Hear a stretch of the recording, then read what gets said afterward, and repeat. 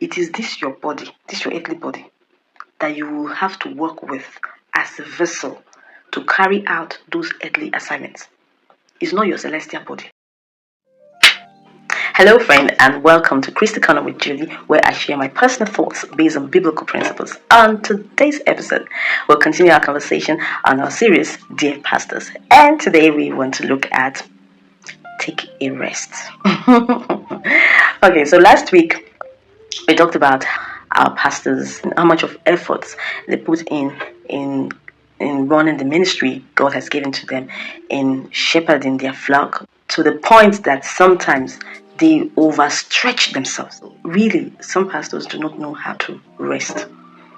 And rest is not about being lazy. Rest is part of your well-being. It's part of you taking care of yourself. When you say sleep, take time to sleep, it doesn't mean that you are lazy. That moment of inactivity, you are shutting down your system so that your whole body could rejuvenate itself. Sleep is like repairs on our bodies. I mean, medically, it has been proven that even when we sleep, that is like we are rejuvenating our cells, rejuvenating our organs, and so sleep is necessary for our well-being, health-wise, mentally. If you take sleep away from your daily activities, you are shooting yourself in the foot. Some pastors overstretch themselves to the point that they find themselves having fatigue, and some sicknesses that afflict them is because they do not spend time to sleep.